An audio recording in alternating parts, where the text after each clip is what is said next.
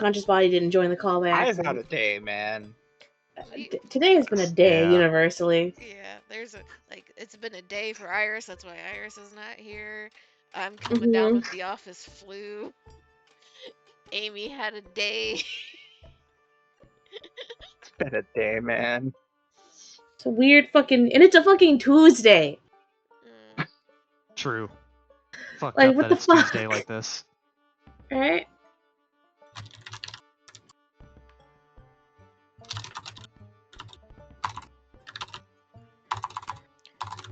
I gotta do my usual. Session's probably gonna be shorter than usual. Not gonna lie. But are we ready? Yes. Mm-hmm. Cool. Who would like to do a little bit of a recap? I'm sorry, Z. I'd like to offer 2 recaps. One from Joe. What was the last thing you remember? And then a sweet little synopsis of Whist and Favor's adventure. But first, the previous one. You mean me? Yeah. Where's Okay. the party at large? Yeah, party at large. The last session I remember was the dream session. Mm-hmm. Yep. We're starting up the morning after. Yeah, so I would assume that the party was in the tavern. Yeah, but like, what happened right before that? You know? Oh. You know, where are they? Like, it was like, what's the situation for the party right now? Last I recall, we were still planning our little like infiltrate tea time thing, sleepover plan. A little bit, but a little less so, because that was pushed off for plot things. I thought that was pushed off for the dream sequences. As like an above table thing. But I mean the dream sequences all happened simultaneously that night while you were sleeping. Yeah, well, it was more of like the sewers. Mm-hmm. Oh yeah, then you're right, because we were going to the sewers to revisit slash not check on, but I can't think of a better word for it. But check up on the old stomping ground that only Feyre remembers. Yeah. Mm-hmm. The sewer fun time where there was the slime or ooze, and then mind flayer, and we were gonna go down there and investigate since we got like a tip off from the not bugbear. I can't remember what they're called. The goon. Yeah, it was the hired goon. Was he an orc? Was he just straight up an orc? The orc got It was ate. bald human. Yeah, it was a human. The orc was there, but the orc got ate by the demon. Yeah, so the goon squad y'all fucked up was a half-orc, was a dwarf, and was a human. The human was the one that survived. Gotcha. Yeah, he info dumped some shit, and now we know we need to go to the sewers because that's where the coins were coming from, is potentially Mind Flayer boss or sub boss. Mind Flayer coworker. And we also got the info dump on, or a info dump on Clint. Yeah. Mm-hmm.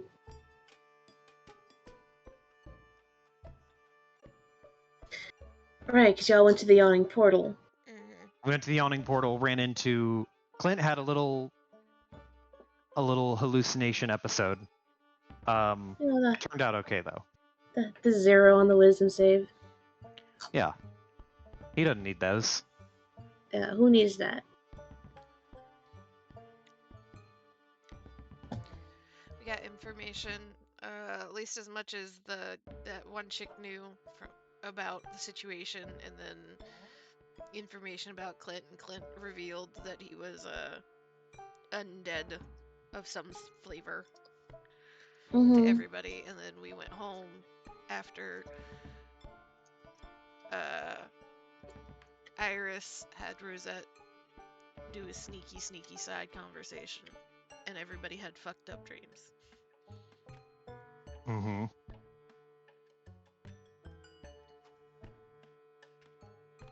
The next morning, Whis and Feyre were up first, and Whis asked Feyre to teach her how to punch.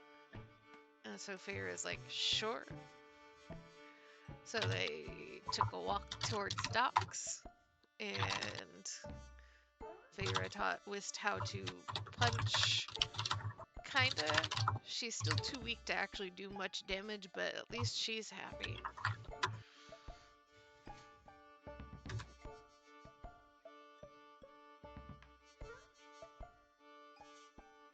Also taught her to actually eat food and not inhale it. That's honestly the most impressive part.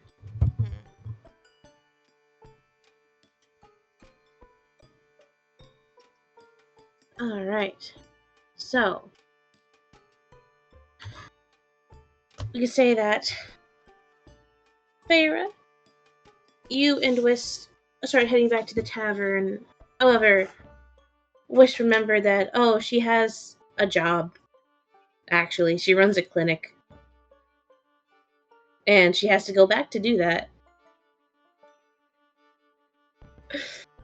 So you guys split off halfway back to the tavern. And you arrive back just as everyone else is waking up and making their way down to the bar. I can say that it's, everyone probably got like a late start because of the dreams and the eventful couple days kind of catching up to you guys of just constant fights day after day after day. So it's probably like 1 p.m.-ish by the time everyone's up and stirring and actually moving and trickling their way down to the bar, which is kind of slow considering there aren't many people inside yet. It seems to be that today's going to be a slow day for all of you. Which isn't there.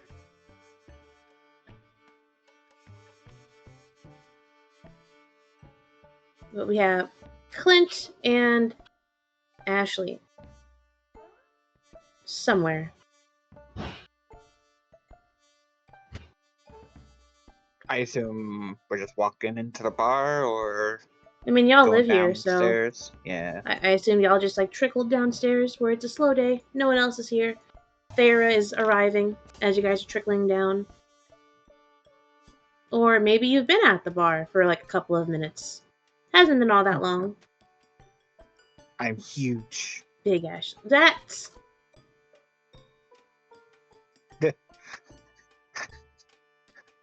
You dragged Okay. him as I was resizing him.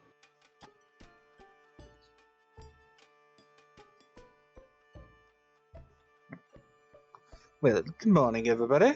How's everybody's day doing?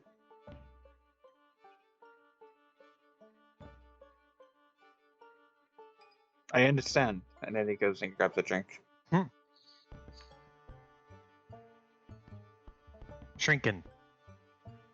Thank you. Feyre is You're welcome. like walking and hears that, just kind of tilts her head a little bit. I don't suppose either you ended up with some weird fucking dreams too. Oh, the fuckiest of dreams. You need one? Clint, like, he has a little jeweler's eye, and he's messing with his bullets, and he looks up and goes, "Oh, I had a weird dream." Feyre nodded. Yeah, it seems like everybody got visited by that whatever the fuck gave us those. Yeah, fuck that thing. Sit down. She's just taking a glass of water. She's been up for a while. She doesn't need a drink right now.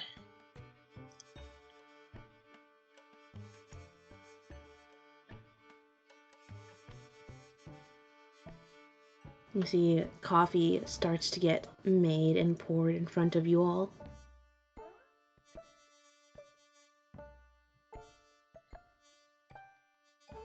So today we're gonna go into the sewers, right? I honestly don't remember if there was some alternative plan that was made. Other than Sounds just about right going. to me. I just need to pick my bullets. What, do you get like more options as you level? No, I'm just picking. I only get 4 of the number of them. 4 from the number of different schools there are. So I have to pick. Typically, I only pick like the 1 or 2 different ones at a time. But it's been a while, so I'm trying to refresh. I have to refresh my memory on what they all do. Mm-hmm.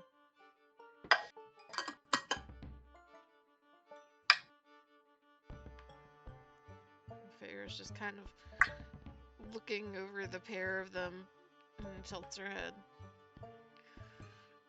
And the two of you ready for something like that? What, you think I can't tell myself? Ew. More I'm worried you're concerned about their fancy shoes. There's a teasing grin on her face. What, can't you tell? I'm wearing my dungeon clothes. And he, like, lifts up his foot. And he's like, you see? It's a slightly less perfect shade of black. Snort. Look, just because you don't have any taste in fine clothing doesn't mean you can berate me for mine. There's goes from like this like kind of grin to like just a eyebrow slowly going up.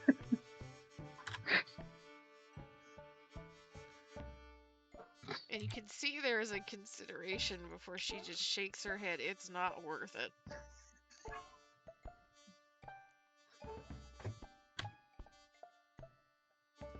Well, they hang around about the same place that we found them last time. These guys are tucked away pretty good, to say the least. A lot of corners and short lines of sight.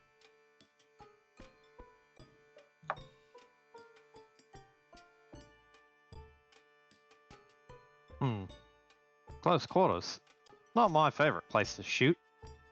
But I've shot in worse. He spins the barrel of his little 6-shooter.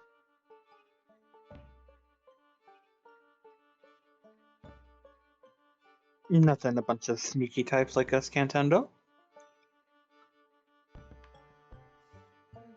Figure nods a little bit. Yeah, it's relatively easy to sneak past them, at least it was. Not saying it's still gonna be, considering we've already done it once.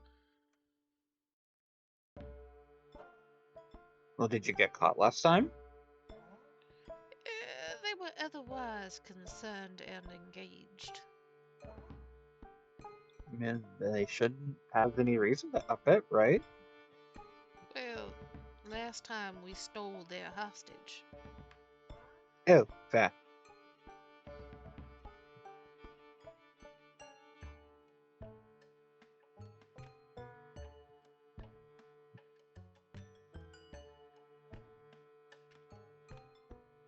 But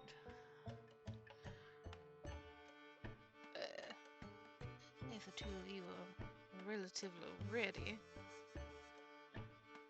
Oh, and ready. and at least head that direction and see what they got for the first section of those tunnels, maybe give Rosette and Wisteria enough time to catch up if they so choose. Ashley just, like, goes and pulls out a piece of paper. Went to the place, Ashley. Actually, as you're writing that, are all 3 of you just like seated at the bar? Yeah, probably. Okay. Mm-hmm. So, as you guys are seated at the bar, you guys have kind of grown used to the sounds that happen day to day in the tavern and around the tavern. There's people milling about, going to the different shops locally. There are some children that you hear that have had a fun time playing with the dogs through the fence, kind of just like running back and forth along it. And all these sounds are normal. You hear chatter, you hear people moving around, you hear carts being wheeled down the street. And everything seems perfectly fine and normal as Ashley pulls out a piece of paper and starts writing a note to the rest of your companions. What you're not used to, however, is a beat of silence. And then all three of you need to duck for cover as What? all of the windows facing the street rattle. And all three of you hear the roar of an explosion that just fills Troll Skull Alley. Whoa. You hear anguished screams flying through the broken glass as it crashes onto the floor. You smell char and smoke and thick acid kind of spew out into the air from the blast. And as you all duck for cover, and as the smoke starts to clear after a few seconds, and the screams subside before more screams, more of horror and surprise and terror, you all look and see that it seems that the explosion occurred right outside of your front door.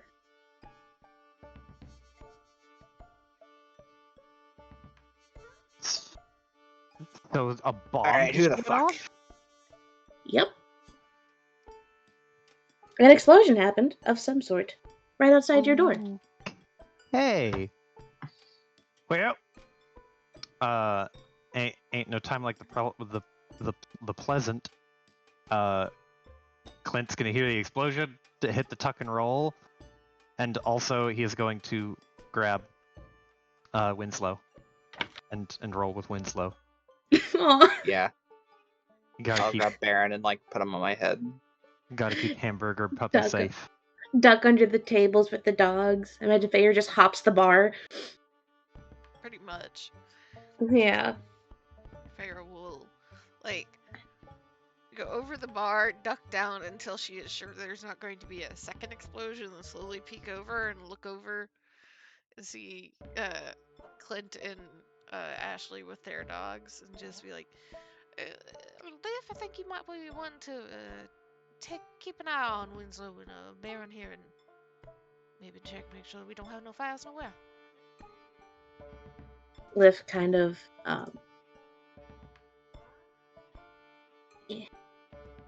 he materializes right here, and you just see a nod as he shakes his head, nods his head, and you see that he starts grabbing supplies just in case. He starts filling a bucket just in case there is a fire still left.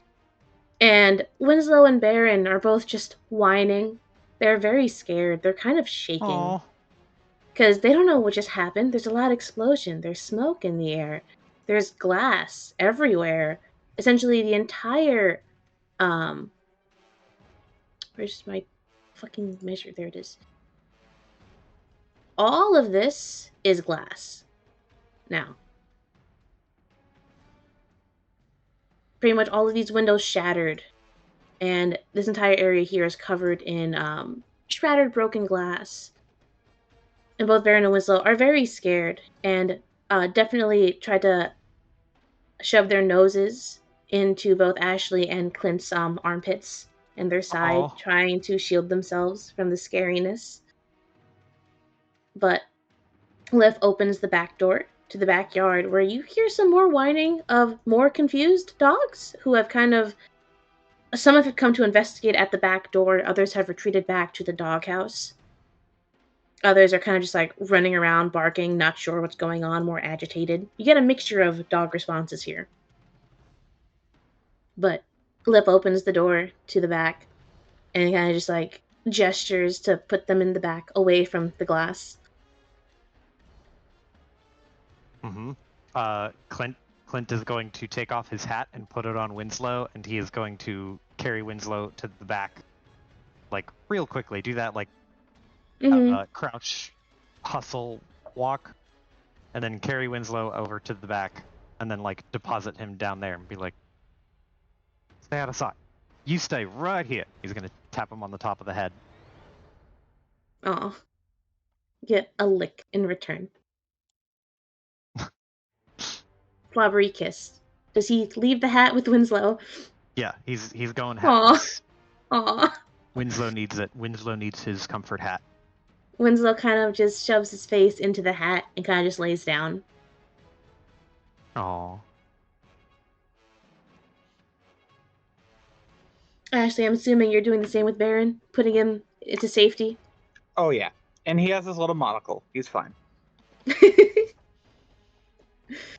Alright, you go ahead and push go moving back here with Winslow. They can comfort each other.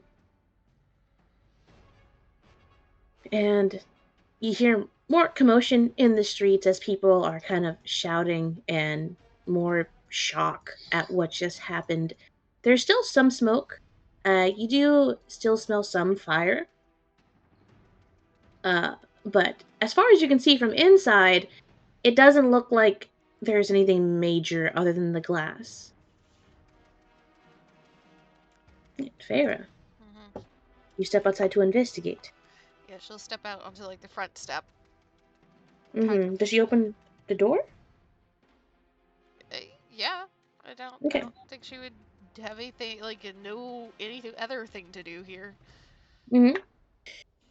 So as you step outside and you poke your head out, the first thing that you notice is all of the stone outside and all of the wood has a thin layer of charcoal and soot from the blast. There's a couple of little flames still on some of the wood, like your wooden stairs probably are going to need to get redone a little bit. But they aren't broken by any means. But some of the fire is slowly putting itself out. It seems that this explosion isn't lasting too long on the fire end. However, the first thing you notice is movement of your neighbors and other people also peeking their heads out of windows and very cautiously opening their doors, just like you are, and seeing what's going on. And as you look at the ground, you notice that it's not just soot on the ground. There's also charred remains. And you count 1, 2, 3, 4, 11 people in the area are dead. Various stages of burned and charred remains. Some of them just mere feet away from the door.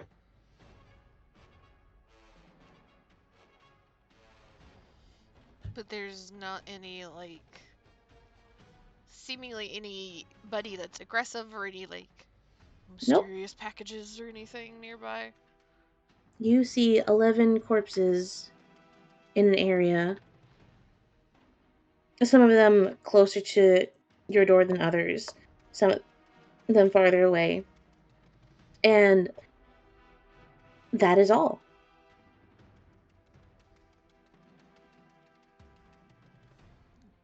Figure will kind of frown, and she's her eyes gonna glow, and she's gonna use my favorite spell, detect magic, just to be safe. Hey. What's the range on that? 30 feet for 10 minutes. 30 feet, 10 minutes. Okay. So...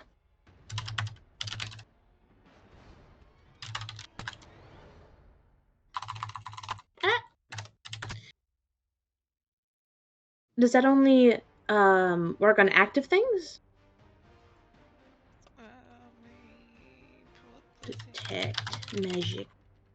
Since the project is magic within 30 feet of you, if you sense magic in this way, you can use your action to see faint aura around any visible creature or object in the area that bears magic, and you learned in School of Magic, if any.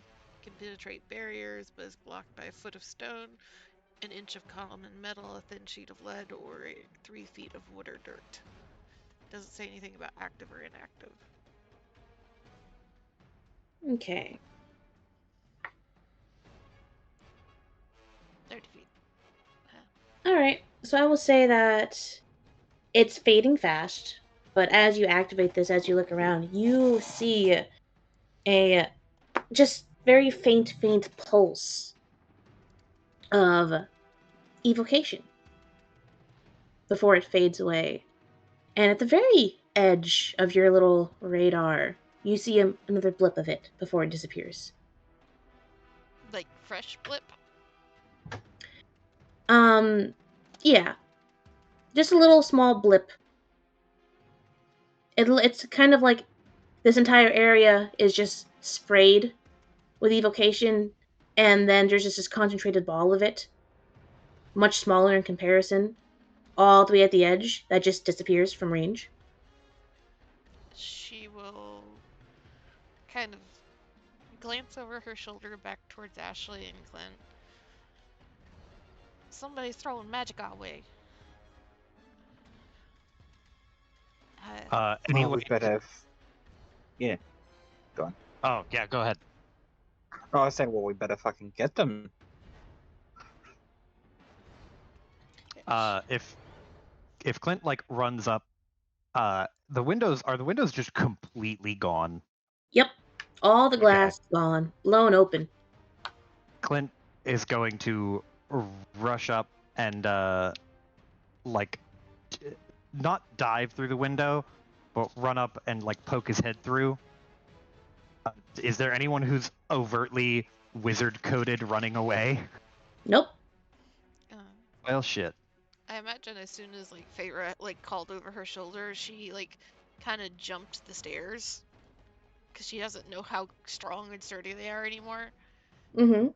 And she's gonna try to move in the direction that the blip was until she picks it up.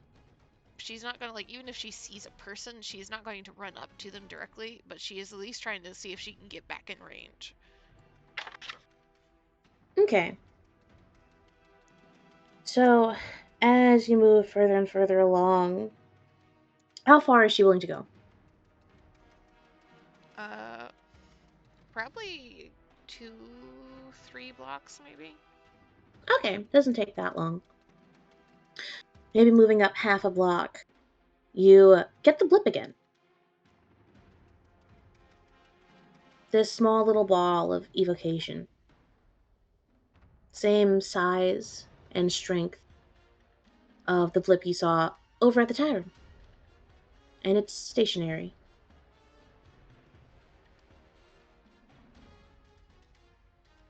Can I see what's emitting it, or who's emitting it?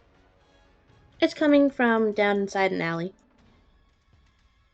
I don't know if you're staying street side or if you're peering into it.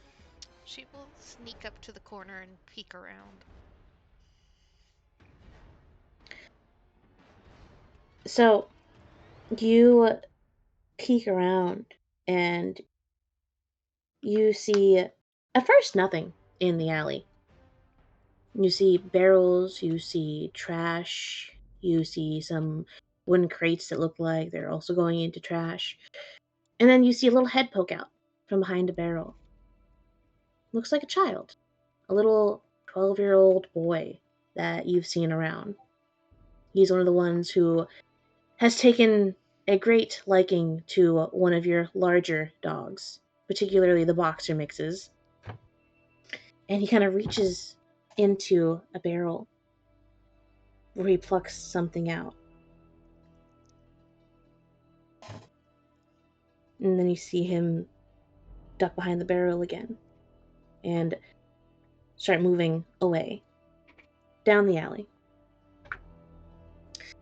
Going back over here to Clint and Ashley, Feyre has just left the building, so to speak. Very briefly. Things are moving very quickly. What are you guys doing over here? We got a mystery to solve, Scoob. Raro.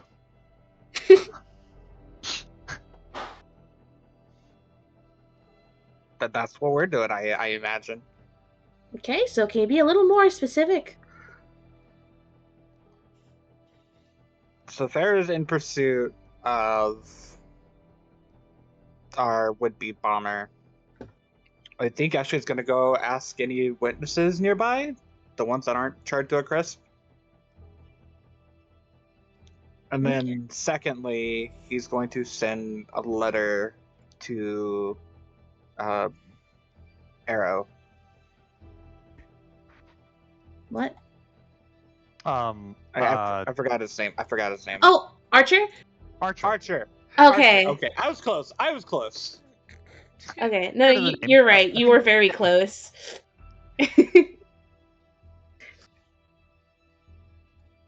But yeah, like send that via like bird. I have a bird familiar that I can send to him. I keep forgetting you have that. Alright. You go ahead, you write up a letter letting Archer know the situation. Clint, what are you doing in these like 2 minutes? I mean, he'll go and check on all the people who've died. Do we recognize any of the deceased? Some of them. You Are see. they sorry. named NPCs, or is it like customers that are unnamed and otherwise like The latter. Okay. You see an older, elderly female human who likes to go on walks in the area that has become a regular. You see a couple more people, 2 tall humans that have leather armor and do have swords on them. You see 2 female humans and 1 male half elf, all of them kind of just in plain clothes. See baskets of groceries near them as they're scattered around. Looks like they're just going grocery shopping. You see a male gnome with a burned cloak. You see that in his hand was a dagger. And you also see 2 female halflings and 2 male halflings. See a couple of flutes near some of them. And you recognize them as some regulars who like to play music and dance and play with the kids some mornings. Huh. Well. Fucking sad, mate. Mm-hmm. We're going to hop back over to Farah. Farah, you're going down the alley, right? Yeah, she will kind of crouch down, moving quickly, but not like running, still trying to remain hidden. And is gonna, first, she doesn't want to like completely lose this kid, but she will pause just long enough to peek into the barrel. Pausing to peek into the barrel, you see that it is filled with water. It looks to be a rain barrel.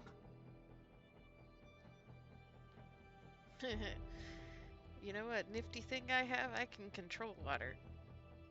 Yeet the water out. Ooh. Ooh. You yeet the water out, and there's nothing in it. It was just water. You see some pebbles and rocks at the bottom from just collecting, things falling into it. And none of them give magic vibes. Nope. Alright, and she's chasing this kid down. Alright, are you trying to remain hidden? Or are you just, fuck it, chase? She will remain hidden unless she gets a vibe that he's about to, like, I don't know, throw whatever he picked up or something. Mm-hmm. It's like, if she thinks she might be able to prevent him from, like, setting off something else, she will do so. Mm-hmm. But otherwise, she's just trying to figure out where he's going right now. Okay. So I want you to roll me a stealth.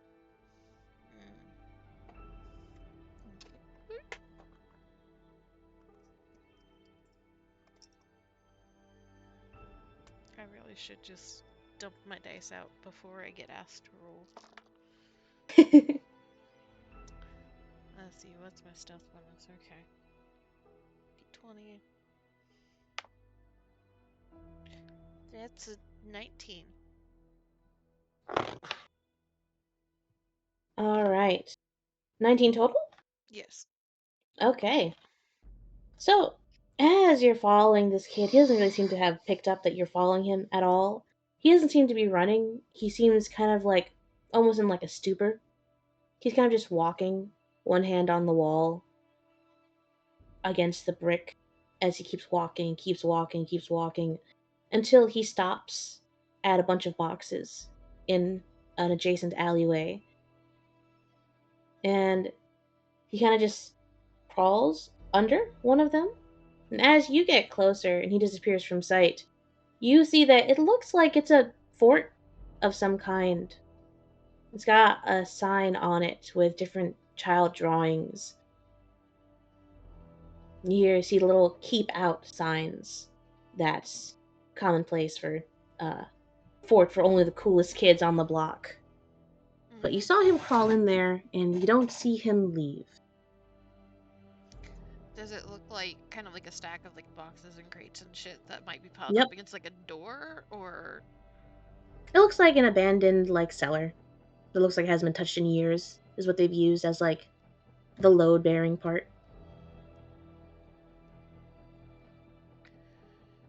Okay. Does she have anything here?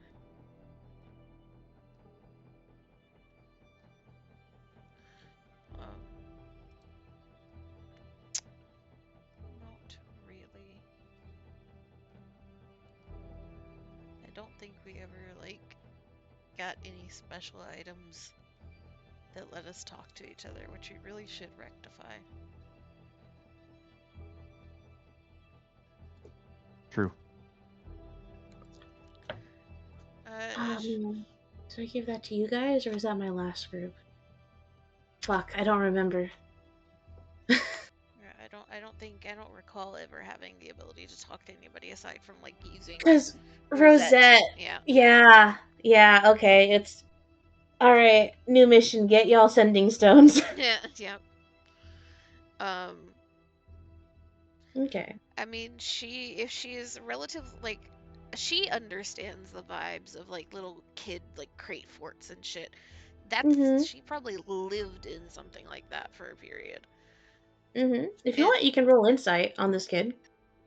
Try and gauge a vibe. sure. And I will give you advantage because this is kind of just her background, honestly. Mm-hmm. Actually, hold on. Do I Hold? get something? Hold on.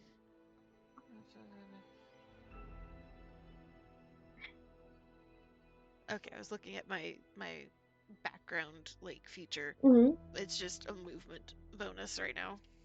hmm. Mm hmm. I can move twice as fast when non-combat in the city. Ah. Fast travel. Yeah, secret passages. Oh, hell yeah. Because it's a +0. Mm That's a 13. hmm. With advantage? Yes, because again, it's a +0. Alright. Well, luckily for you, this isn't very difficult.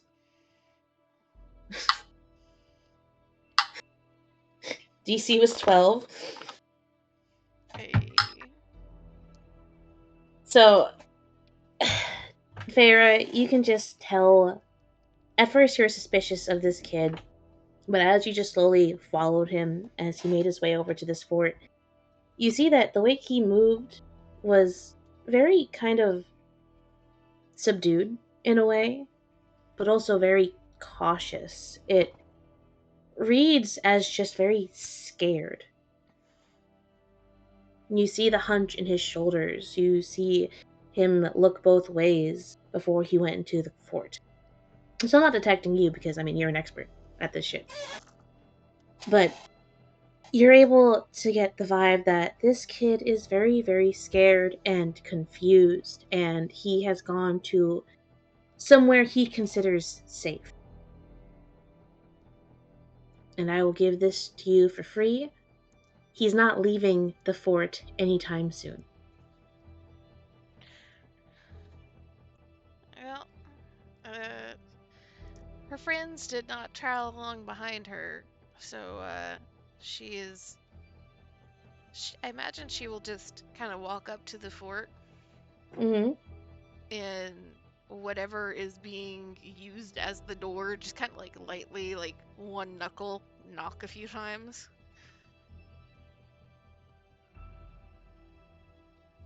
You knock on the door. It looks like it's the top part of a crate that was broken off, used as the door. You see it slowly, a little inch, creak open, and you just are barely able to make out, just through the sliver of light, a slice of the face of that same little boy that you saw as he looks at you. He doesn't say anything. And He she's. looks. Go ahead. No, he just looks at you. And she kind of tilts her head, and there's just a very small smile. Oh, yeah, hello there. You, seem to be running awfully fast there for a minute. You okay?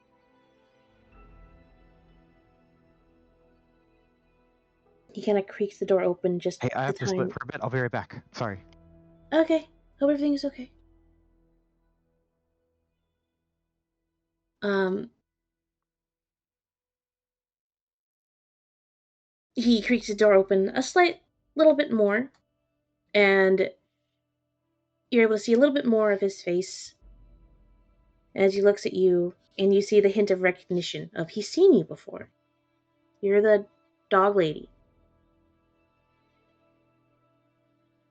And he just kind of shakes his head a little bit, and you hear his voice kind of just very, very softly creak out. I don't know what happened. I think I'm okay. I think I'm okay. You won't tell me what you saw? They were, my friends were dancing, and then they weren't. And then I hid, and then I found this, and so I'm here now.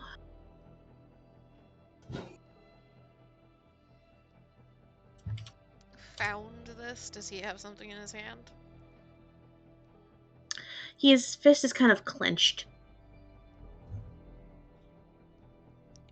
Found, what there? I don't know. It was it fell in the barrel that was hiding, and I took it. It's kind of holds it up in his hand, and he kind of looks at it. It's jewelry.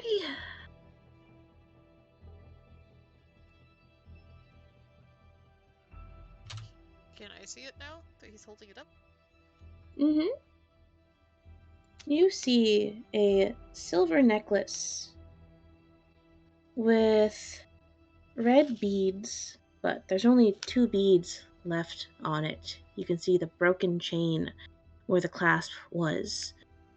And you can see little more circlets where you presume there were more beads. But now there are none. Only 2 remain on the necklace as he holds it in his hand. And he looks up at you. He says, lady, are they okay? Am I safe to say that Feyre knows what this is? Because I know what this is. And she has You can detect roll me magic. an arcana. She can detect evocation. It's the same evocation. Roll me an arcana to see if she knows what it is. Okay. Let's see.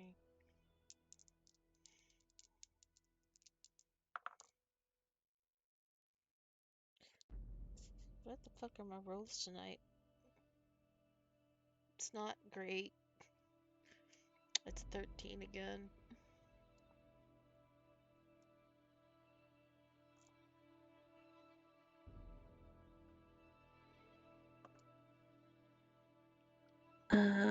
Where is the DC Where the fuck?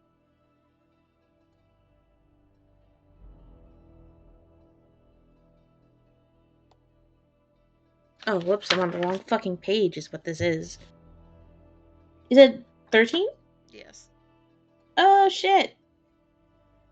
You just met it. Hey. DC 13 Arcana check. Feyre, I imagine you've heard about this, and you saw it for sale once. You couldn't afford it at the time, but... And you don't put these on ships. Exactly. You saw it for sale once. You heard one of your buddies just kind of say, it's pretty, and talk about, like, maybe he can save up and get his wife something like that, and then his other buddy just fucking slapped him upside the head, like, are you fucking crazy? Don't you dare bring that shit on the ship. You will get kicked off immediately. You know that this is a necklace of fireball. There are 2 beads remaining. And that's the chapter art for the book. Congratulations, we've made it to chapter 3. Feyre just kind of like pauses, seeing the necklace, and holds out a hand very calmly. That there is shiny that you got's a pretty dangerous one. Can I have it so that no accidents happen? He kind of holds a little closer to his chest. You see this. You've seen this movement and expression before. It's very much, wait, it's mine. You've probably done this a lot growing up. She will. He looks at you. As soon Can as roll me a persuasion? Well, as soon as she sees Mhm. that, she just kind of smiles and she will reach into her belt and pull out like 10 gold. Okay. Can roll me persuasion with advantage.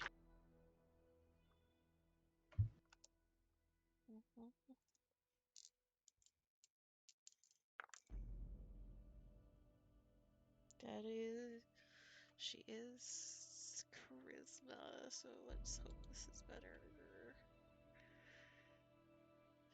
I'll be shocked if she manages to fail this. It's a 19. Yeah, DC's 8.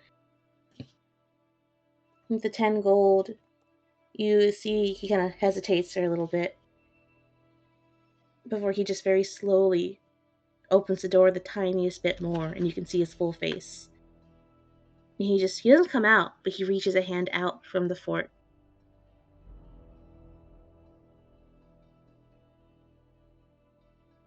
She will give him the gold, hold her hand, leave her hand open for the necklace in return.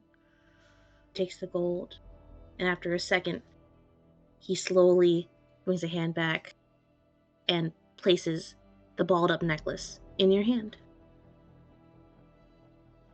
And you said you just saw this fall into that barrel of water. He nods.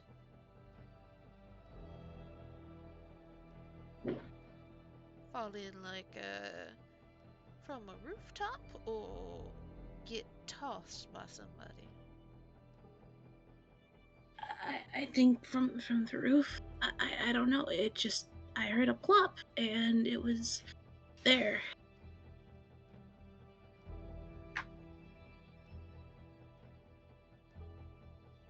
And I'm assuming he is clearly kind of telling the truth. He's a little too shaken up to lie. Yep. And she kind of examines the necklace for a second. And I imagine there's not any type of like identifying marks on the necklace itself. Nope. Oh yeah, that's a good thing that you found it and helped keep it out of hands of anybody that can cause any trouble with it. Good job there.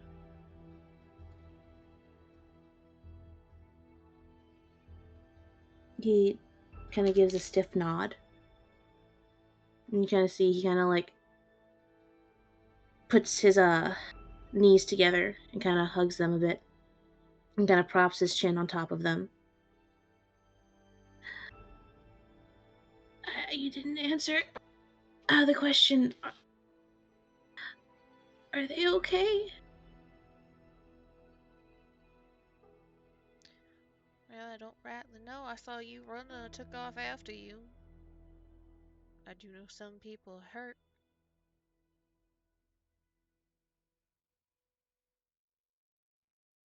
He nods.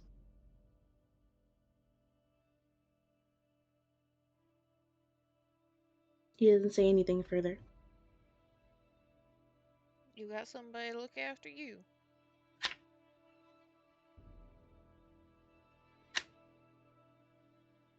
He doesn't really say anything. She frowns a little bit.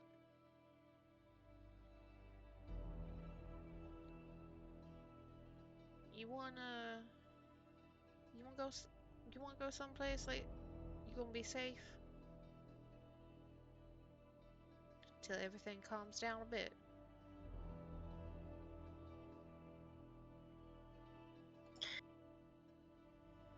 We're supposed to meet here when things go bad. So I need to be here and wait for them to show up. Yeah, but if your friends are some of them that got hurt, that's gonna be a little while.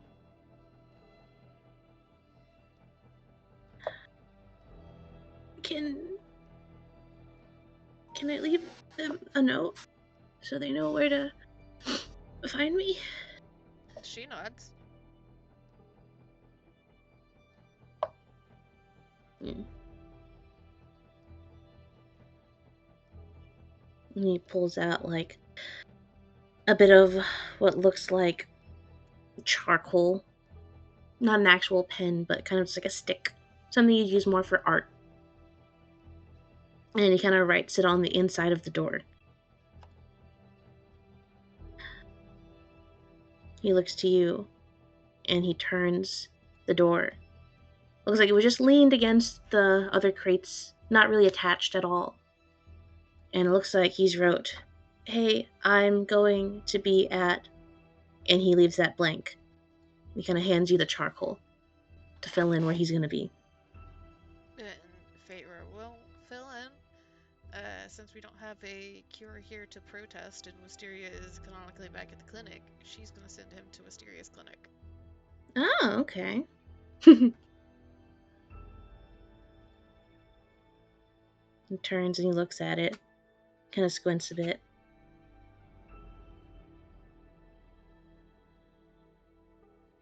He takes the charcoal back and he signs it.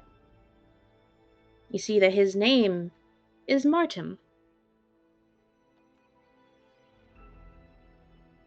And while he is signing it, Feyre will write a quick note to give to him so that he can give it to Wist. So she doesn't try to bargain with this poor child. He'll take the note. Imagine you give him the address. Yeah. Yeah. Kind of squints at it. And he looks at you for a second. He looks back at it. Is that the lady with the stuff? He kind of points to the top of his head. She nods. She's a little weird, but she's nice. She's got a nice little garden that you can calm down in. A goat you can pet. He nods. And you see he reaches into the fort and pulls out a tiny little bag that he slings over his shoulder before he crawls out and just puts the door back.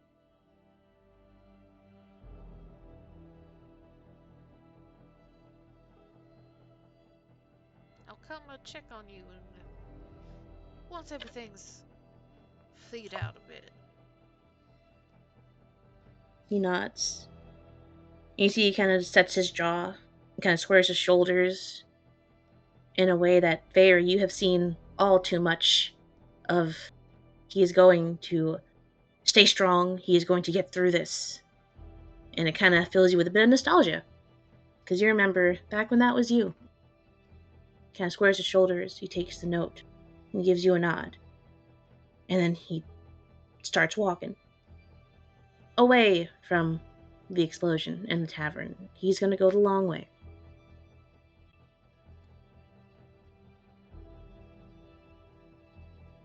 Feyre will kind of watch him for a second.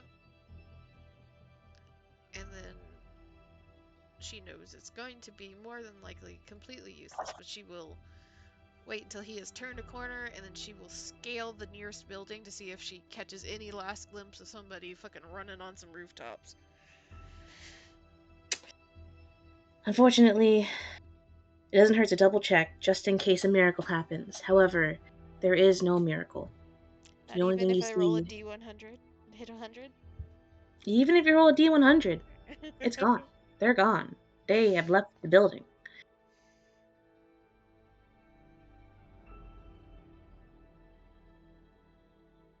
I imagine she starts making her way back to the group. Yeah.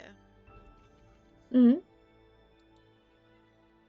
We're going to go back over to our dear friend Ashley, who wanted to start questioning people, getting other people who saw it. What happened?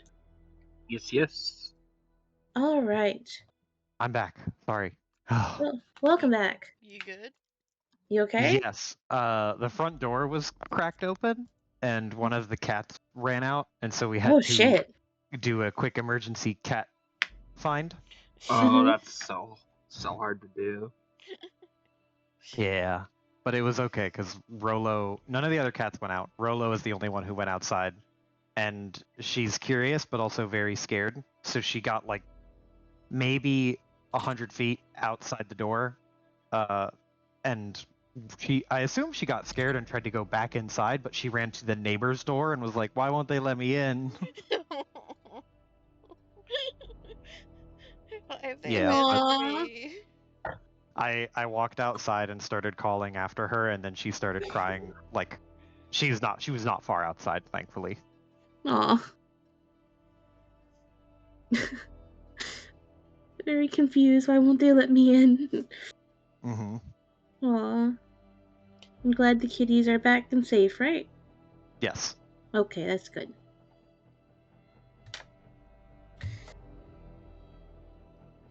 Alright, well. Long story short for Joe really fast, since he didn't Mhm. hear anything. Feyre Yep. chased down the kid. Is a street urchin that said that they found the thing they pulled out of the barrel was a necklace of fireball that somebody tossed from a rooftop in running away. And Feyre has acquired the necklace of fireball. It still has 2 beads on it. And sent the child to Wist's clinic to be safe, because some of the bodies are probably his friends and he doesn't know that they're dead yet. So it was an accident? Sounds more like somebody threw something from a neighboring building. But Ashley is going to start questioning. Gotcha. I'm not really sure how Clint can help in all of this, but What are you talking about? What do you mean? Well, he does have the detective's monocle. I forgot about that. What does that do?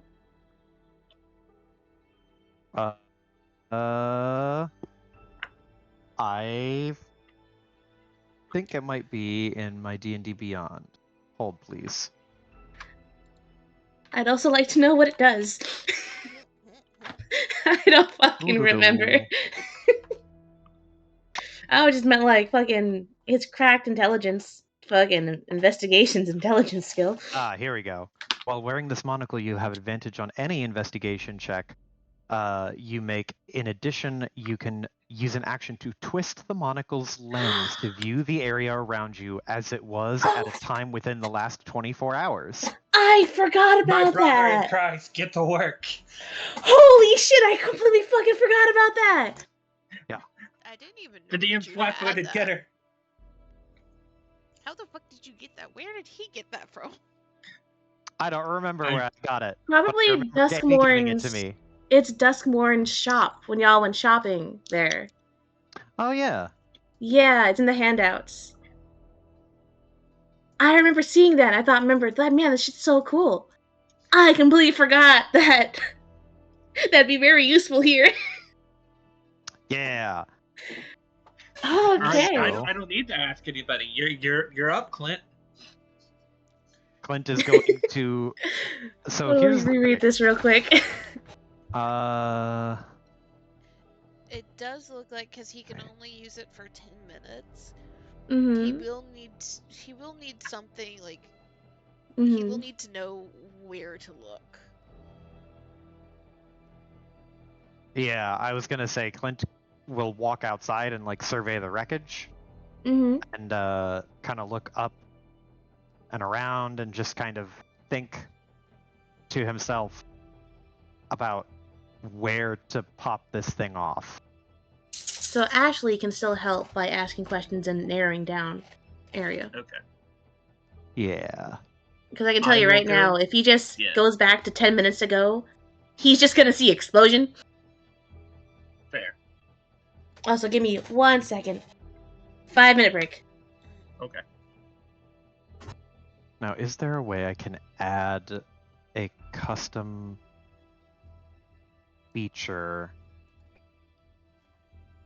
on D&D Beyond? See, I picked up a little bag of mini, like mismatch mini die at the shop today. And I'm realizing I think I really like mini die. Well, they are cheaper. They're not as pretty, but there is something very satisfying by rolling a fistful of little tiny die.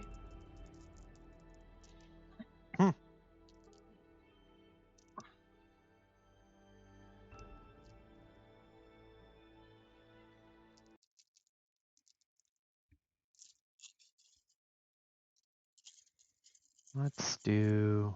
And I did pick up both FFG and Genesis dice as well. a...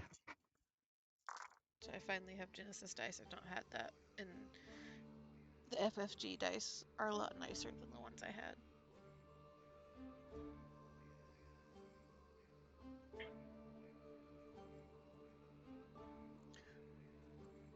Also, I picked up a deck of Pathfinder 2e alchemical items. Ooh. That is how I'm going to sort fucking Willow's bullshit. That's perfect.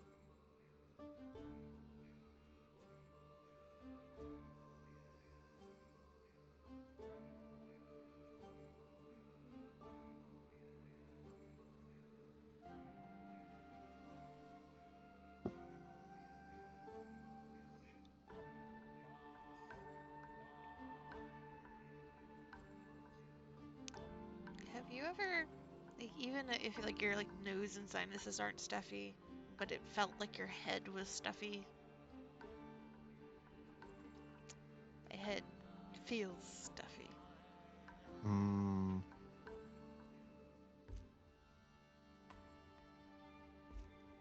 Does it hurt to swallow? A little tiny bit, like not a whole lot. I don't know if that's just because like I'm dehydrated or because I'm sick. A couple days ago, my throat was super sore and it felt terrible to swallow, but it's already gone away. It was like 3 days of that and like a light headache, but now it's like gone.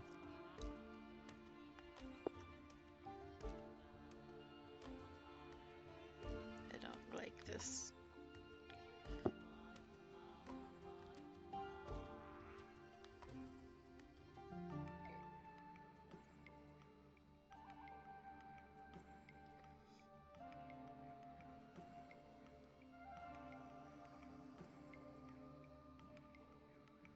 I'm going to throw something at Mariah's husband next time I see him because he is the one that infected all of us.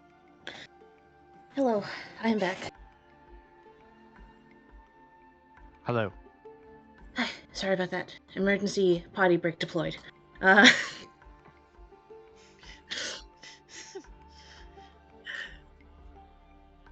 Piper, are you there? Hello. Yes, Hello. hello. Okay, cool. So, Farah has gone off to go find the source of the magic, or whatever she told you guys before she left. And you and Clint are left with just a pile of bodies in the street outside, and a gathering group of people from local shops. Some of your neighbors are there, and some people who are just very scared. Some people are going back inside because they're convinced there's going to be another explosion.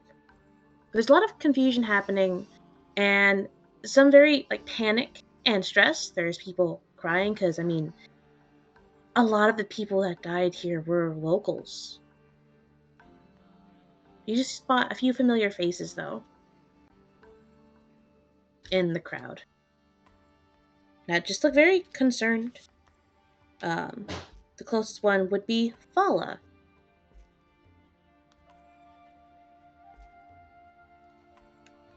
who is out of their shop, kind of just like sitting on the front steps of their shop. Now, if you need a reminder of Fala, that's this one right here. They run the apothecary and are one of your neighbors. They are Wist's other medical inclined friend. They like gambling. Yeah, you see them with Feyre all the time. Mm-hmm. They're kind of just over here at the edge of the glass, kind of just overlooking the crowd, looking very concerned. Hello, fella. You didn't happen to see anything, did you? They look to you, and they look a little relieved to see that you're okay. And you see that they kind of fuss with the closure to one of their top robe a little bit. They kind of tie and untie the knot. It's kind of like a nervous gesture, you think. Probably just a habit that they have. And they look at you, and it's a very worried smile on their face of a, hey, this shit fucking sucks, but I'm glad to see you're okay kind of situation that they have on their face. As they step a bit closer, and they approach. They're like, hey, I'm glad to see that you're okay.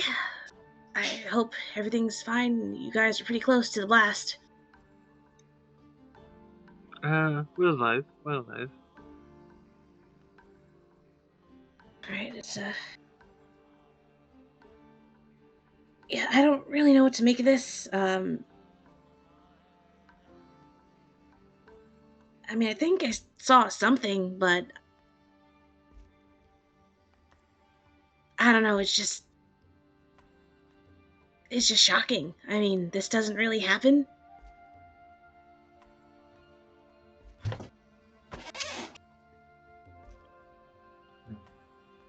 So you didn't see anything, like perhaps who casted the spells or anything out of place? I mean, I kind of saw the aftermath of it. So I was in the greenhouse, second floor of my shop. So I have a view of the whole street when the blast kind of blew out some of my windows. So, I mean, luckily I wasn't injured and neither were my plants. So that's a, huge plus. Unluckily a lot of people died, which is just awful, but not everyone died, I think. When the smoke was clearing, I saw someone, like a man, I think he was a man. He had a cloak, and he took something from one of the bodies. I think it was that guy. And she kind of points to the gnome.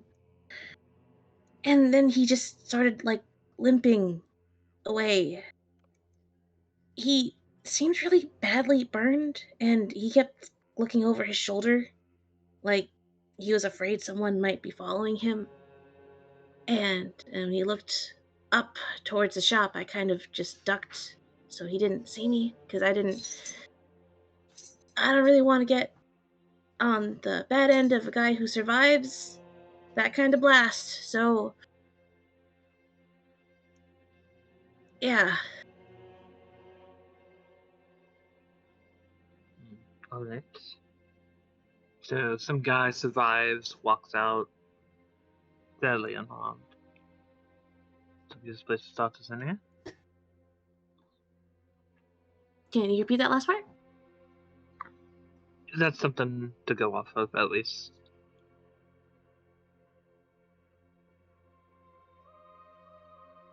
Yeah, I don't really know what. Like, again, this has never really happened before. Troll Skull Alley is usually very quiet. So it's just a lot of good people are here, and they didn't make it. But that I've never seen that guy before. He's not local. Some of these guys aren't regulars. I've never really seen them before. So I don't really know why. That's what I'm trying to figure out right now. Do you have a description on the guy? He was tall. I only really saw that he was cloaked and was just really badly burned. I didn't get a good look at his face because, again, I don't want to pick a fight with that guy, so I kind of ducked when he looked my way. Okay, I understand. Thank you very much. And they nod. Before they just, I don't know, kind of go back to where they were. And they start chatting with some of the other Troll Skull Alley locals. You see Avi and Embrick have come out from their forge, and Fala goes over to them to fill them in on what's happened. In the interest of time, Ashley is just going to address the entire crowd as a whole. Mm-hmm. Yes, excuse me, all of you. If anybody saw anything that happened, please raise your hand now. Immediately, you see a woman raise up her hand with lightning fucking speed. Yes, Karen. you. Karen. Karen.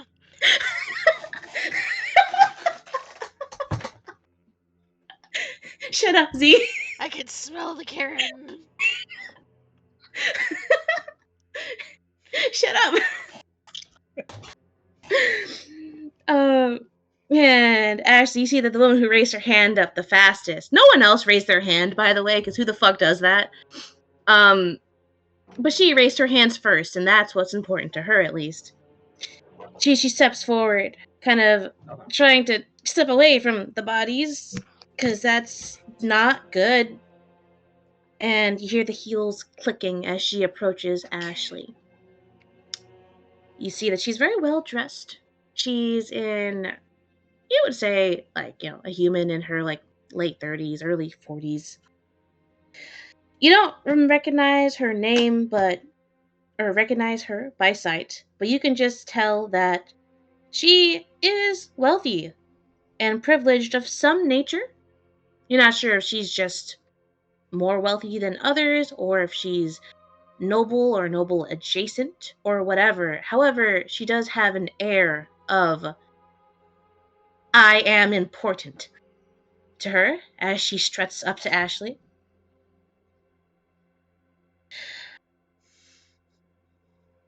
And does Ashley say anything as she's walking up? Yes, you. What'd you say? I saw something. I don't know what it was. She kind of gets closer to Ashley. And she kind of like Okay. conspiratorially leans in a bit. Uh-huh. I'm telling you, it wasn't a man. It wasn't. It was a puppet. It was a puppet that's like a man, but it wasn't. I'm telling you that it was a puppet without strings, which is odd because usually puppets have strings. I've seen the shows that they put with the puppets. This wasn't one of those. It did not have strings, but it was, and she kind of points upwards. It was on a roof. I know because I saw it because the sun was beaming down at me and I did not like it. So I was trying to fix my umbrella to shade my eyes from it, and I saw it. And I saw it throw something. I don't know what it was, but it threw something. And then the explosion happened. And now there's grief everywhere. And I saw those poor people burned alive. I know it wasn't a person. No person would do this. Of course, of course. Which roof was it? She points upwards. It's the one across from the tavern. Thank you very much, ma'am. Here's a couple silver. Go get yourself a drink. She looks Don't forget so to come back fucking when we open. offended at you giving her silver. I'm trying to show you my gratitude, miss, okay? She's like, this, you can keep that. I don't really Okay. need that. Okay, I'll do that then. Thank you very much. And then he'll just like turn around. Hey, Clint, got us a location.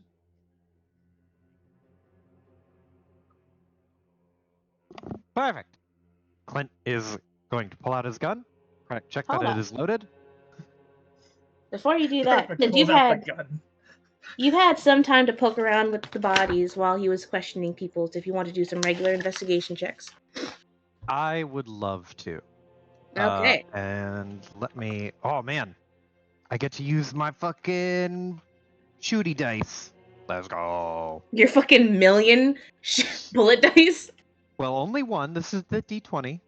Okay. The big D20. Mm-hmm. But if I'm rolling an investigation check, Clint will use the monocle. How does he? Which... Does he wear the monocle properly? Yeah. Mm. Though he does, like, he wears it properly, but he will close his other eye, so it's more like a telescope or a magnifying glass in the way that he is like wearing it, quote unquote, even though it is just on his eye. Okay. But for an investigation check, that is a 15. Okay.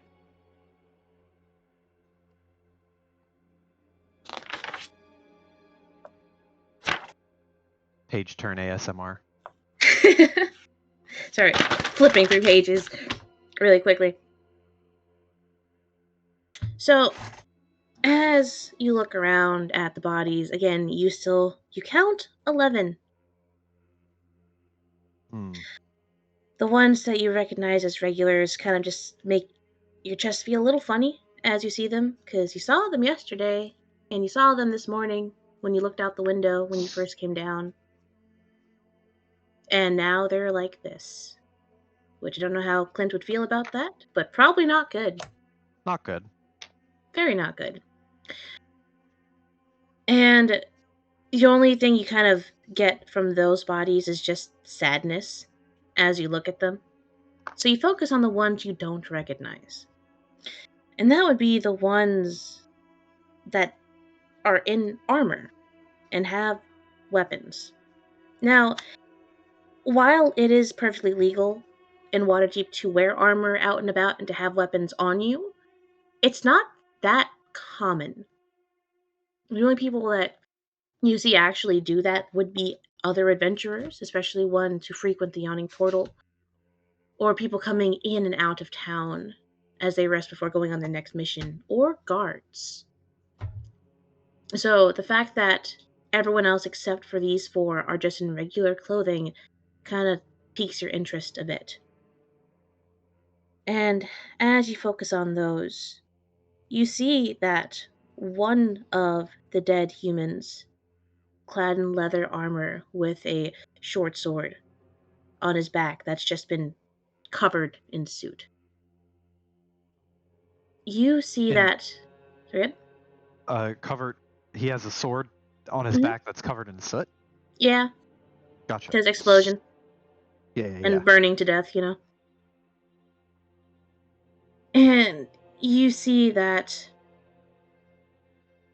kind of tucked away from where you can guess where the center of the blast was, he's kind of facing away from it. And with that, that means that his front half isn't as badly burned as the back. And you notice a black winged snake tattoo on his right forearm. Mm-hmm. Something else you notice is the body that was the closest to the tavern was the gnome. And as you're going around, you see that other than the dagger clutched in his hands, there's nothing else of note about him. Except for his boots. Now, his boots just seem like regular boots, made for trudging through shit, keeping your feet safe. Made for pretty much getting you in and out of trouble. They seem like regular boots, and you don't spend too much time on them. However, you notice that they have a substance on the bottom of them. And as you look closer, you see that it's dry waste. And you think back to what you've talked about with Feyre and the rest of the group.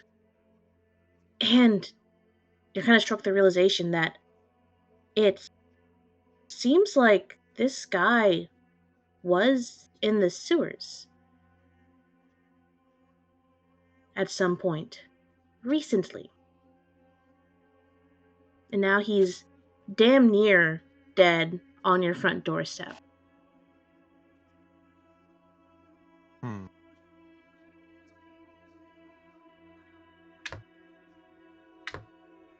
And then you hear Ashley call out to you after he's done with his questioning. And this gnome, the gnome didn't have any tattoos. Nope, you don't see any. All he has is the dagger he had clutched in his hand. Hmm. You want to search his body at all, or are you just observing? Seeing the boots and seeing the tattoo on the one guy, Clint will check to see if there's any other tattoos that are on any of the other bodies that he's looking for, just to be certain. And he will check the pockets of the ones with tattoos and that gnome. Okay. So the gnome, you look and he has a dagger on him. He had clutched in his hand, and he also had a pouch. And in that pouch was just 5 gemstones, very carefully kept. And the 2 other people with swords, you kind of just find their armor, their weapons, and nothing else of note. You find a little pouch with like some money on it, 10, 15 gold on each of them, but nothing else. Hmm.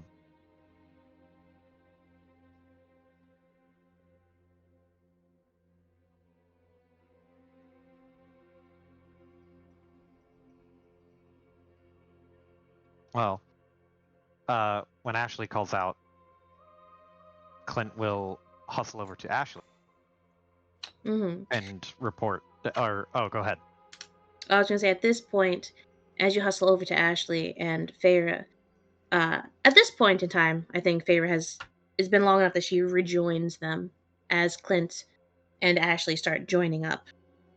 And Feyre, roll me a perception real quick. Okay. Over here, vibing. All of a sudden, taking rolling shit. Where's my mouse?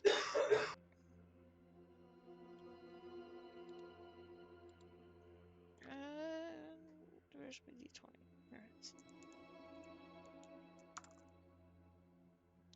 Alright. 21. All right, so Feyre, as you see Ashley and Clint start gathering up, and you're almost to them, you see people have kind of formed a circle around the incident. A lot of them have, uh, all the children that are around have been shepherded inside. A lot of people that are more hysterical are being consoled by their neighbors and friends. And Feyre, as you walk up to join your companions, your friends, you hear the beating of wings. Flying serpent.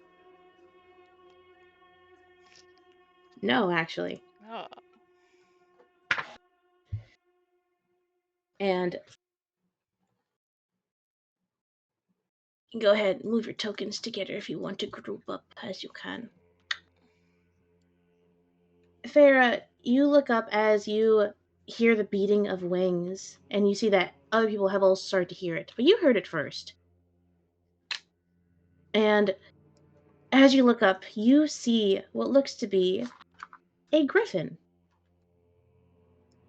Fuck. flying towards the crime scene. Fuck. Just sees whatever fucking direction, because I'm imagining Ashley's trying to point Clint to a rooftop, right? Mm-hmm. Just starts hustling a little faster. Alright, I think we need to be getting up there right now and away from these guys. Let's go. Understood. And Clint is going to grapple hook up to the top of the roof. All right. As you guys make your way, you start to retreat. You guys are able to see two people appear, having ridden on the back of a griffin. It's two women that appear, uh, and as they stand, it's very obvious that, yes, the city guard. You see, one of them appears to be part of the Griffin cavalry in the city. Here is one, and here is two. Oh no, they're hot.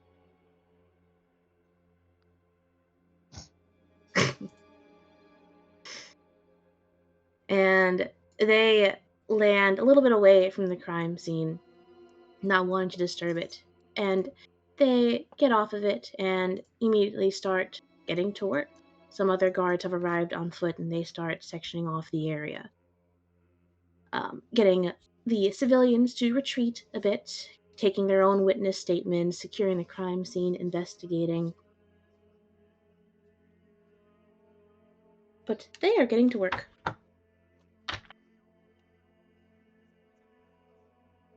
We'll put them right over there. That's where they are.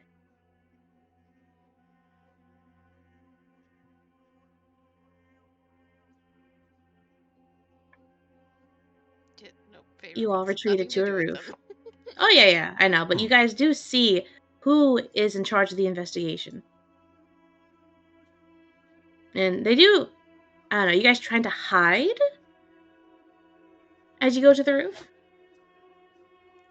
I don't imagine there's a lot of chance to hide from people that are currently airborne as we are climbing up the roof past them. I mean, if you'll let us roll, You can try. I'm always down to try and hide. Zip line up and then like tuck and roll and hide behind the lip of the edge of the building. Maybe I don't know what ye old building looks like. I will say Assassin's that Creed rules. I will warn you that if you fail, Feel you like guys real are sus. hiding and retreating from a crime where 11 people are dead. Yeah, I don't think Mhm. Vera is too concerned about hiding. She just doesn't want to talk to these people.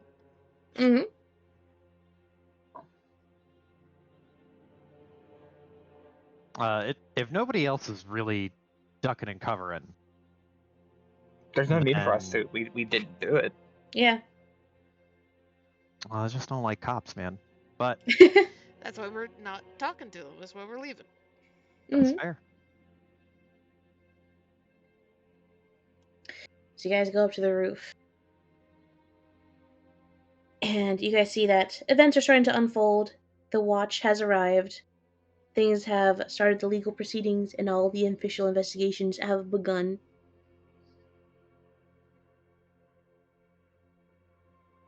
You guys have reconvened on the roof.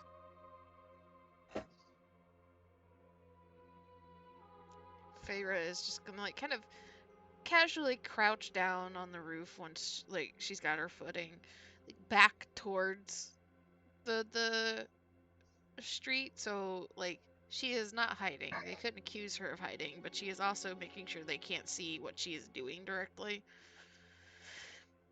And will out from the pouch on her belt. Well, I'm pretty sure I know what caused the explosion.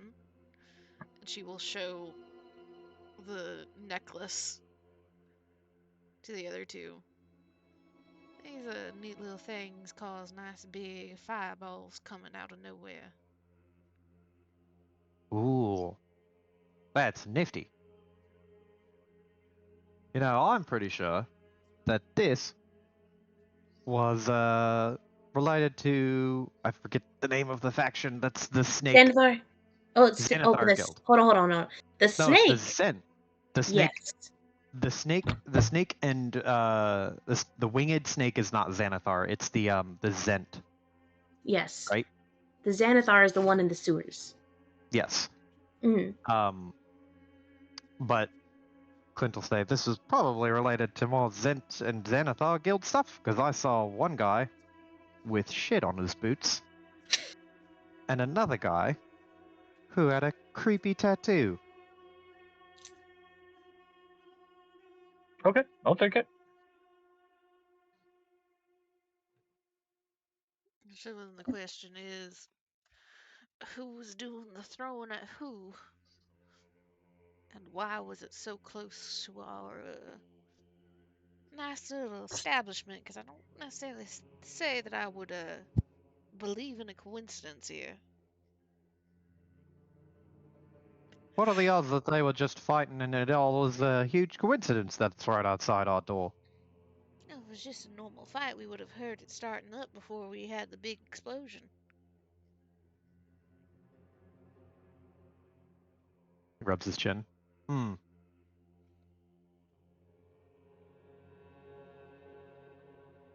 This felt seems either intentional and or a trap.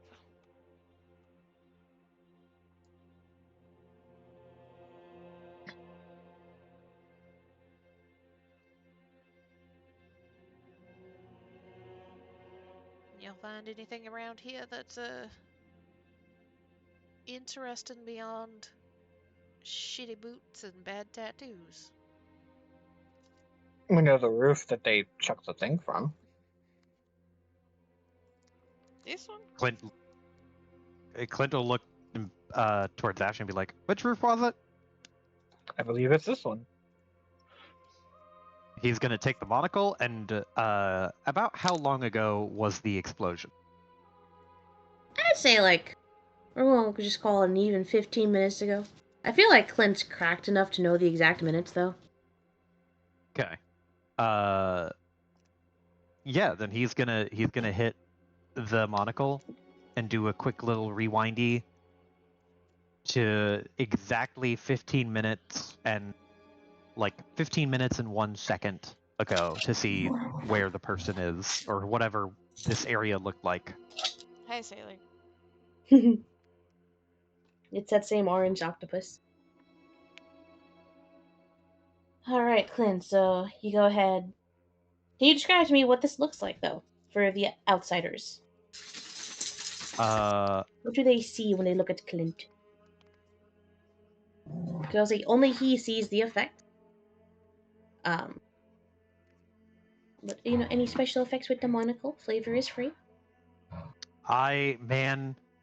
the special effect is it. None of y'all have watched JoJo's Part 5, but this is literally just Moody Blues. He hits the monocle and it makes like a very very thin blue and black overlay kind of illusory effect, but it vanishes, and I assume that you can only see it while you're wearing the monocle. The area.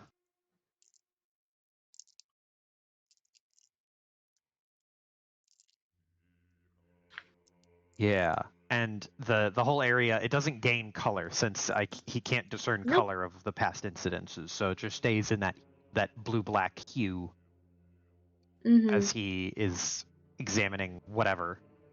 Yeah, it's very monotone. And Clint, you're kind of struck a little bit because this rooftop, 30 feet. This building isn't all that tall. It's like 2 stories. So you can kind of see the gray images of some of the people before they died still as you look down. But you focus on the building, on the roof. And as you look around, you see a figure standing right next to where you currently are.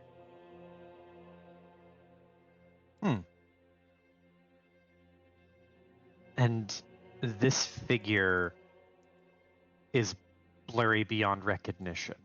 You can make out it's humanoid. You can see that it's got a cloak on that's very heavy. You see it's kind of posed in a somewhat crouch.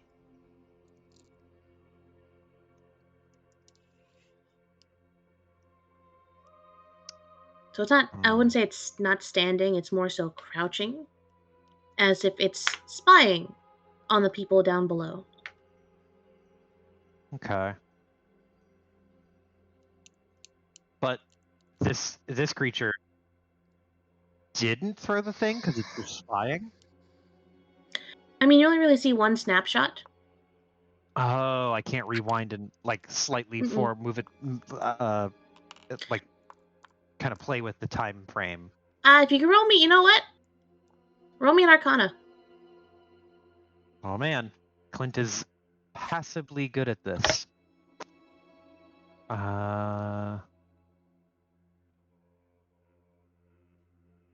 Let's see. Rolling like shit. 7. Ooh. Yeah, no. It gets a little blurry. This is the first time you've used it, so you aren't really able to fine-tune it. But as you kind of twist it a bit, you see that there is some movement. You do see a slight jostle in the shoulders of some vague gesture of what's about to be movement. But you aren't able to get more than that tiny little fraction out of it. But you do think that, hey, with practice, if you roll better, next time you use it, you might be able to do a little bit of a rewind back and forth. But for now, you just have the creature kind of in a crouched, stalking pose, hiding behind the lip of the roof, staring down at your tavern, or more specifically, as you look down and kind of look at its eyes, or where its eyes should be, and to where they would meet, right at where the gnome is.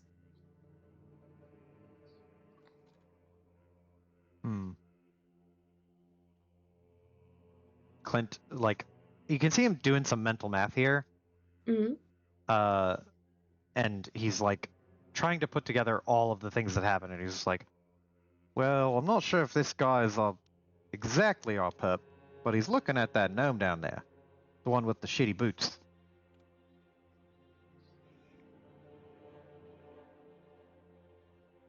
Which does make me wonder if this guy up here was with the Zents, because that guy down there with the shitty boots might be with the Xanathar Guild. If they are still in the sewer.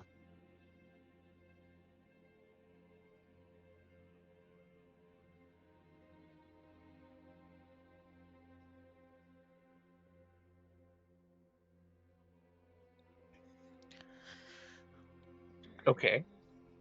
Pharaoh will just kind of move over towards the edge of the roof and kind of peer down, like staring down at the bodies. And so, Clint was only able to find. So, Clint found a body from each faction, right? Mm-hmm. The only one that's confirmed is the Zent one. Yeah. Mm-hmm.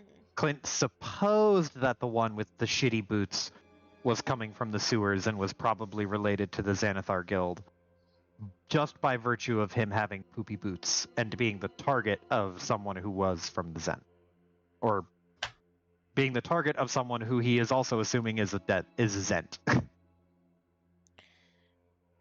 And that gnome is not somebody that we recognize at all. Nope. No.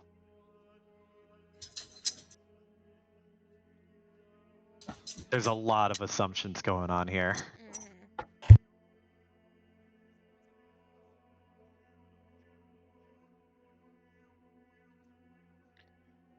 And if Farah kind of like looks from this building in the vague direction of where the necklace got ditched, is there anything of interest in that direction from here?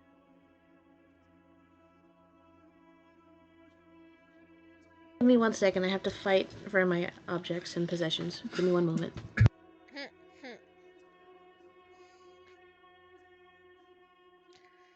Attacked at all sides by different sailors. Alright, Very hello. nightmarish. Sorry, Mr. Amy wanted my food I have in the fridge, and I told him no. Like I said, Please attacked at repeat all what you said. sides by all sailors. Yeah. Yep, So what'd you say? is there, like, in the direction that the necklace was dropped, Mm-hmm.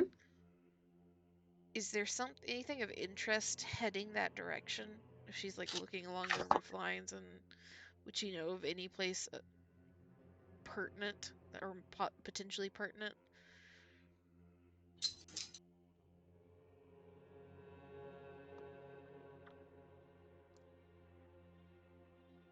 Give me a second.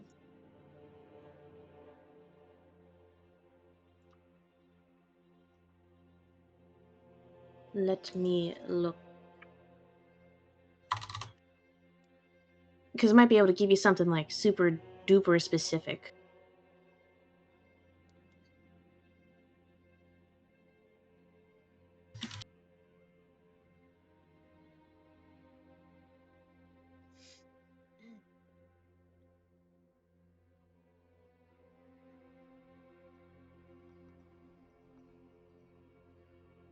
Where is Troll Skull again? Here. Yeah. Okay, so that's on that street. It's on. Huh. Okay. Cool. This. So, Farah and Clint. Because, Clint, you used this and. Oh, actually, you found the rooftop. Clint, you found the exact fucking spot. Farah, you saw where the person presumably went and passed over. You are able to determine that the presuming that they started at this point and then passed over that barrel, you're able to determine that they went, presumably, in that ish direction. Towards seaward.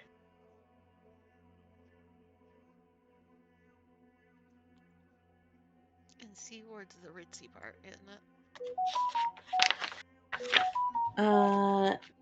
I believe so.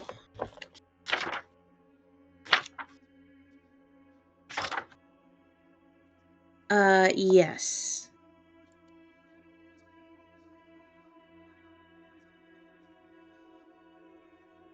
So Feyre is kind of looks in that direction and frowns. Well, if he's going and keeps going the direction that I found this little shiny in, he's headed towards your neck of the woods, Ashley. Oh, wonderful.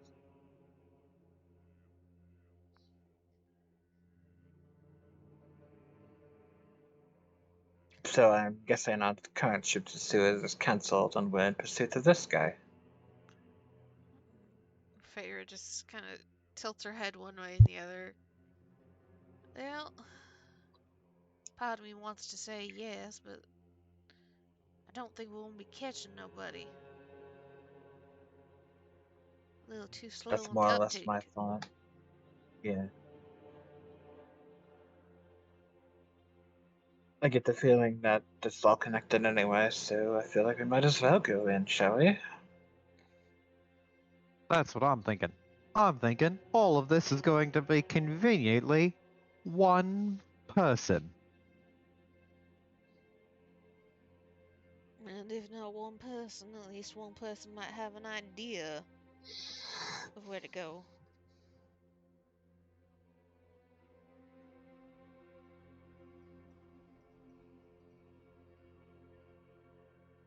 Just a hunch. Small idea.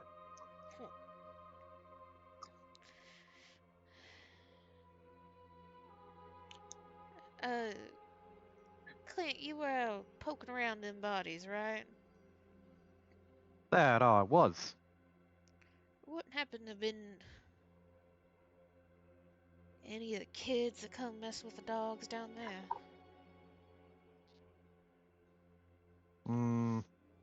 As far as wait, like there were no kids among the bodies? Yeah. DM. I assume there were not.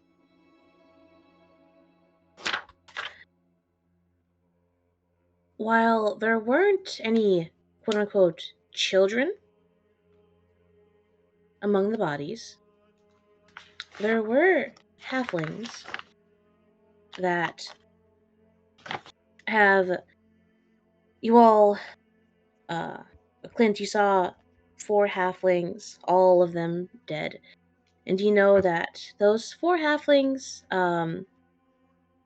are the ones who typically entertain the local children a lot and kind of look after them a bit. They ran a very quaint little souvenir shop a little bit down the road, and they really liked music, and they liked performing in open areas like this place. And that's what they were doing when the explosion went off.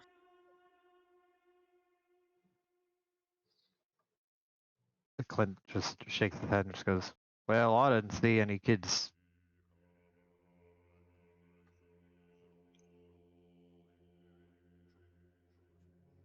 There were those halflings, though. Just the really popular ones. Why? It's childlike.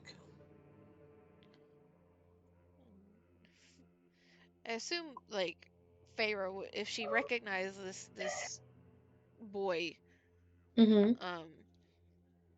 that she would have some idea that, like, he like was entertained by the halflings, I'm assuming, but all of Yep. his friends are also kids. Some of them. It's kind of like these halflings. They had their little shop down the street, but they spent a lot of time with like the local kids. They looked after them a lot. So Feyre, it's not hard to put two and two together that he very well could have been talking about the halflings when he talked about his friends and if they're okay, because he saw them get hurt. She frowned a little bit. Oh boy.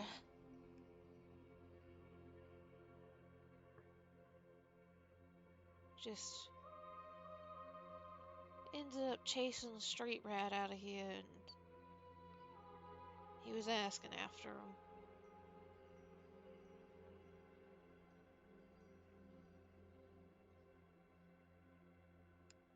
Hmm.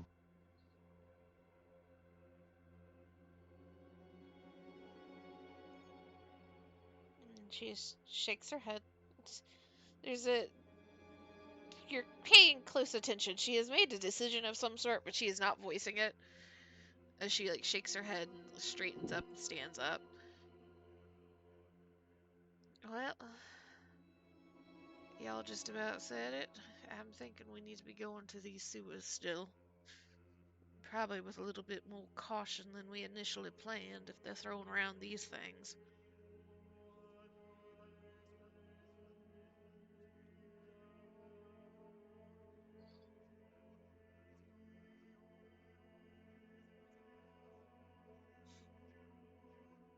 Clint just like he looks back down at the just vague or not vague, general devastation,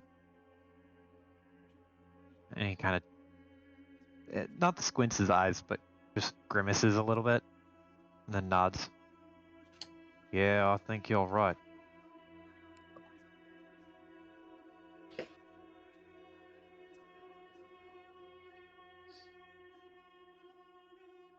Shall I be off then, or should we wait for the others?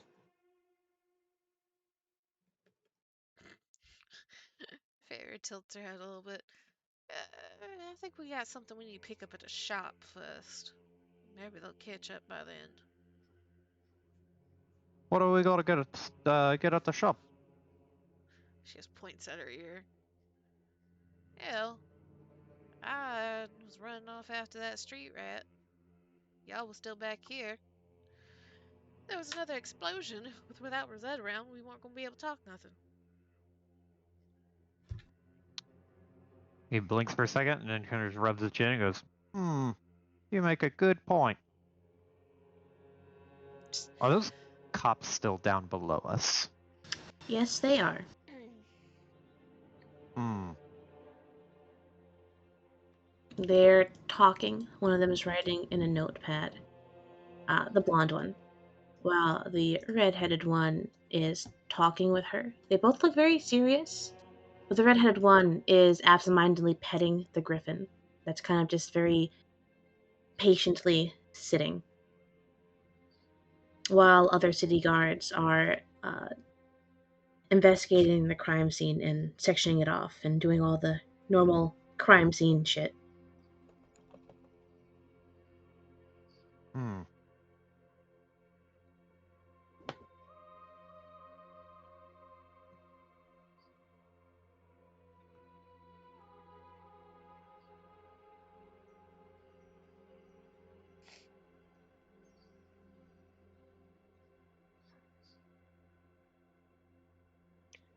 I'm gonna be real here.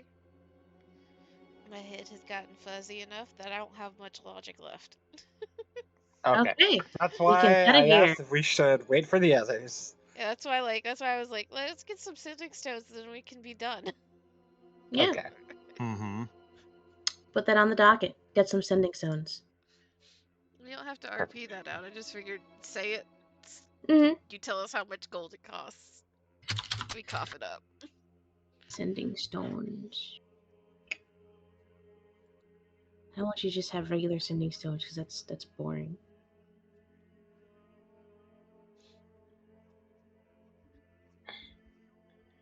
Yes. Well, what is Clint thinking? About what specifically? Why is he staring at the cops? Just wondering if they'll come to the same conclusions about come to the same conclusions as us, and then end up following us, or beating us there.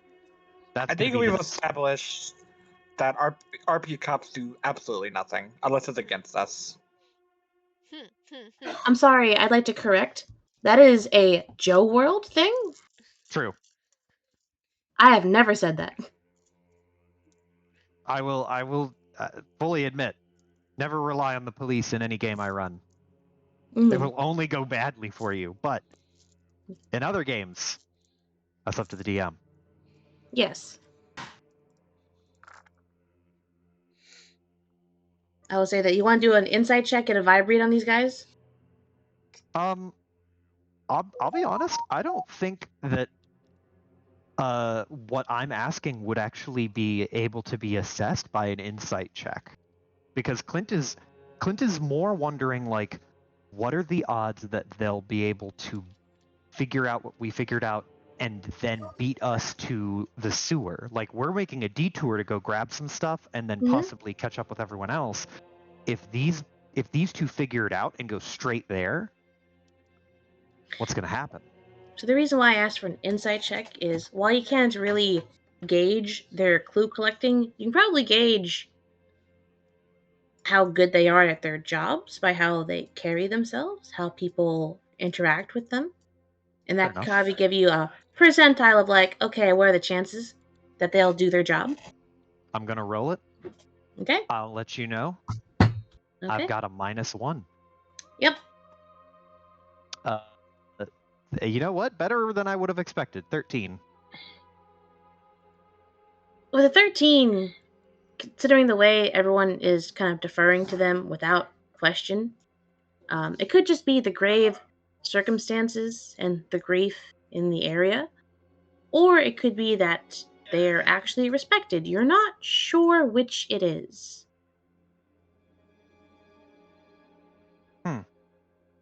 So you lean towards they're decent at their job, they've got the good armor. Or it could just be the somber mood.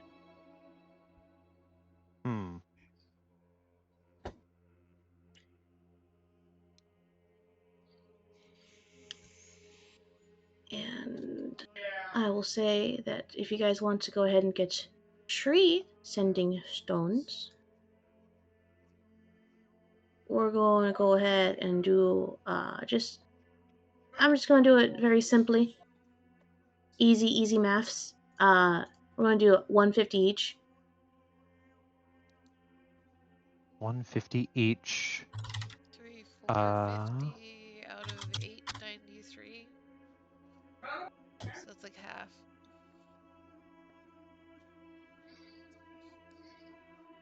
This seems important though, so I'm fine with it. Z, whenever you're unsick and sober-minded, if you regret this, I will pull up the VOD. I feel like she stopped the stream already.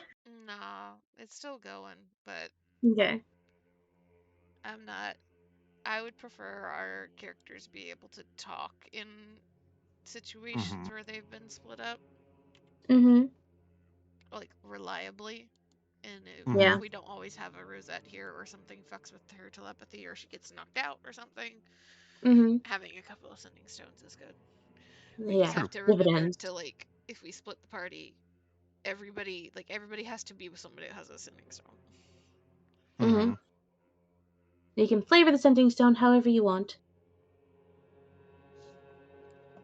Cool. You know, if it's something that you want to be interchangeable, it could be like, I don't know, a cuff or something. But, you know, flavor it however you want. It will just functionally be the same.